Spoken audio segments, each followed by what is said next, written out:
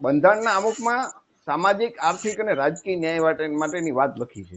રાજકીય વિશે તો આપણે ચર્ચા કરી કે એમાં ક્યારેય ન્યાય મળ્યો નથી, એટલે કે વસ્તીના પ્રમાણમાં ભાગીદારી મળી નથી, પ્રતિનિધિત્વ નથી મળ્યું. જે મંત્રીમંડળમાં જ્યાં નિર્ણય લઈ શકાય નીતિ વિશે. એ સિવાય જે સામાજિક અને આર્થિક ન્યાયની વાત લખી છે, તો એમાં પણ હજી આજની તારીખે એ ન્યાય મેળવવાનો બાકી છે. તો આના ઉપાય વિશે તમે શું કહો છો, કેબી બાબરિયા? ચીમનભાઈ, ડોક્ટર બાબા સાહેબ આંબેડકરે કીધું છે કે political power is master key for solving all the problems. તમામ સમસ્યાઓનો ઈલાજ જે છે એ રાજકીય સત્તા જ છે.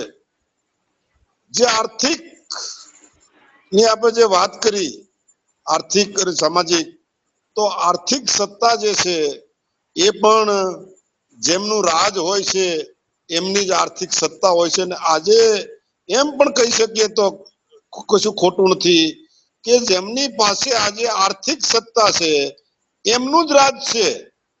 કેમ કે આજે દેશમાંથી લોકશાહી ખતમ થઈ ગઈ છે. ધનવાન લોકોના ધનથી ગરીબો, કિસાનો, મજદૂરોના મત ખરીદવામાં આવે છે અને મત ખરીદી અને આ ધનવાનો જે છે રાજ કરી રહ્યા છે. જો મત ખરીદવામાં એમને થોડી ઘણી કસાશ રહી જાય અને મત ના ખરીદી શકે તો ધારાસભ્ય, સંસદ સભ્યને પણ ખરીદી લે છે. પરંતુ આજે આર્થિક રીતે એ લોકોએ જે છે એ કબજો કરેલો છે અને કંપનીઓના નામ પર આ દેશને લૂંટી રહ્યા છે. હું કંપની રાજને એક લૂંટફાટનું રાજ સમજુ છું. કંપનીઓનો મતલબ જ થાય છે કે લૂંટ કરવી. એમના પર કોઈ પાબંદી હોતી નથી સરકારની, અને તેઓ મન ફાવે તે રીતે પબ્લિકને લૂંટે છે.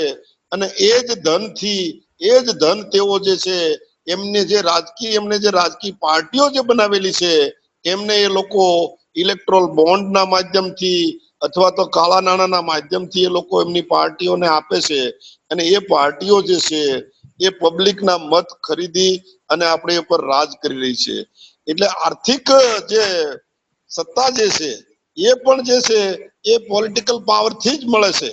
આજે નરેન્દ્ર મોદી સાહેબ વડાપ્રધાન બન્યા 2014 ની અંદર, 2014માં જયારે વડાપ્રધાન બન્યા ત્યારે જે ગૌતમ અદાણી જે છે એમની જે છે એ સંપત્તિ જે છે એ 13,000 કરોડ હતી. આજે એ 18 લાખ કરોડ પહોંચી ગઈ છે. હવે આજે તમે જુઓ ક્યાં 13,000 કરોડ અને ક્યાં 18 લાખ કરોડ. બેંકો જે છે એ બેંકો પણ એમણે એના બાપની પેઢી હોય એ રીતે એમના માણસોને કરોડો અને અબજો રૂપિયા જે છે એ લોકો લોનના નામ પર આપે છે. અને ભરે કે ના ભરે એમના માટે કોઈ જે છે એ એટલી પાબંદી હોતી નથી.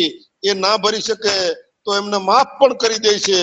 જે આપણે જોઈ શકીએ છીએ કે મોદી સાહેબે છેલ્લા 10 વર્ષની અંદર જે છે એ અંદાજે જે છે એ 18 થી 20 લાખ કરોડ રૂપિયા જે છે એ આ ધનવાનોના માફ કર્યા છે. એટલે આજે બેંકોની અંદર આપણે દેશની જનતા વ્યાજ ભરે છે, એ વ્યાજના પૈસા જે છે એ એમના માણસોને લોનના નામે આપે છે અને લોનના નામે આપી અને પછી માફ કરી દે છે.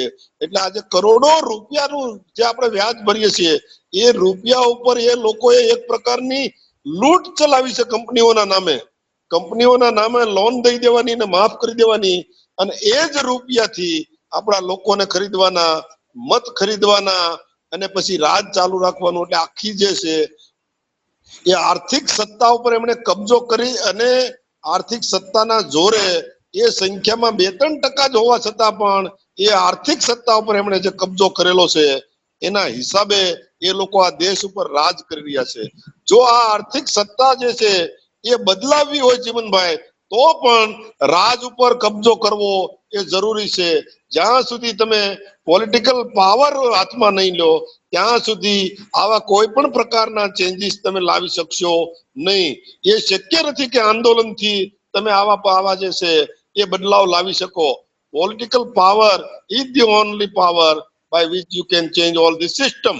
તો આપણે જો આ બદલવું હોય અને ઓબીસી, એસસી, એસટી, કિસાનો, મજદૂરો, ગરીબો જે છે જે આર્થિક રીતે નબળા, એ તમામ પીડિતો માટે આપણે કામ કરીએ છીએ.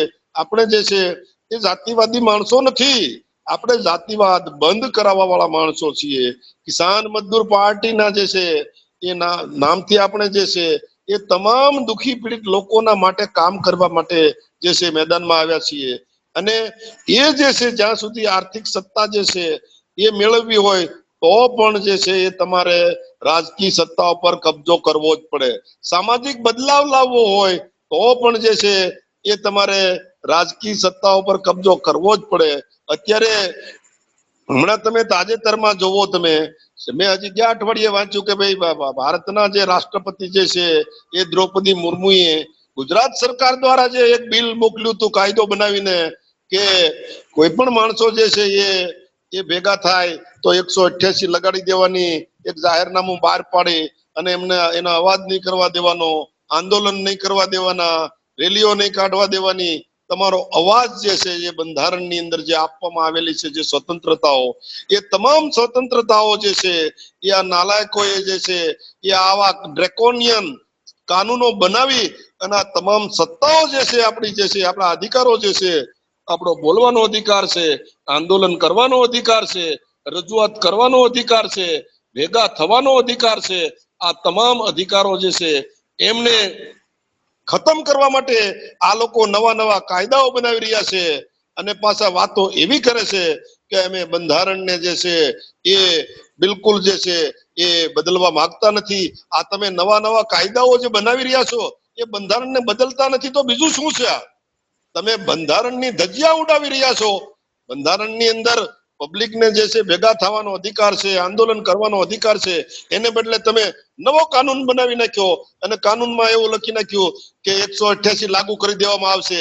એટલે કોઈ પણ માણસો જે છે એ અન્યાય સામે, અત્યાચાર સામે અવાજ ઉઠાવવા માટે ભેગા થાય એટલે તમારે 144 નો નોટિફિકેશન બહાર પાડવાનું અને આ લોકોને 6 મહિના માટે જેલમાં પૂરી દેવાની. આ તમારી નાલાયકી નથી તો આ બીજું શું છે? આ સરકારની નાલાયકી છે. અને આ દેશની પ્રજાને જે છે એ લોકો સત્તાના જોરે જે છે એ કચડવા માંગે છે. પરંતુ કિસાન મજદૂર પાર્ટી જે છે એ આમ જનતાને જે છે જાગૃત કરી રહી છે. અને આ જાગૃતિ જે છે એ એકના એક દિન આ જાગૃતિ પબ્લિકમાં આવશે. અને જ્યારે પબ્લિકમાં આ જાગૃતિ આવશે ત્યારે આ મુઠ્ઠીભર લોકો જે છે જે લૂંટારાઓની જેમ દેશને લૂંટી રહ્યા છે, દેશનું ખૂન સૂચી રહ્યા છે, ગરીબોને હેરાન પરેશાન કરી રહ્યા છે, એમને એક દિવસ જે છે એ જરૂર જે છે એ ઉખેડીને ફેંકી દેશે એવો મને પૂરો વિશ્વાસ છે. ચિમનભાઈ, જય ભારત. ખૂબ ખૂબ આભાર. મિત્રો, તો આ હતી આજના આપણી વિષયની વાત. તમે જોયું કે કેવી રીતે આપણા ઓબીસી એસસી એસટી સમાજના જે બંધારણીય હક અધિકાર છે એ કેવી રીતે મળતા નથી. તો આ વિડીયો છે એ આપણી જે યુટ્યુબ ચેનલ છે ઝબકારી ટીવી એમાં પડ્યો રહેશે. તમે તમારા મિત્રોને તમારા અનુકૂળ સમયે આ વિડીયો દેખાડી શકશો કે આપણી સમસ્યાઓ છે, સમસ્યા દૂર કરવાનો ઉપાય શું છે. તો મિત્રો, આપ સૌને વિનંતી કે ઝબકારી ટીવીને સબસ્ક્રાઇબ કરજો. અને જેટલા પણ મિત્રો સામાજિક કાર્યકર્તાઓ, રાજકીય કાર્યકર્તાઓ જે દેશમાં બદલાવ લાવવા માંગે છે, એસસી એસટી ઓબીસીને શાસક બનાવવા માંગે છે, તેમને વિનંતી કે આ વિડીયો જુઓ અને તમારા મિત્રોને પણ દેખાડો. કાર્યક્રમ અહીંયા આપણે પૂરો કરીએ છીએ. જય ભીમ, નમો બુદ્ધાય, જય સંવિધાન. જય સંવિધાન.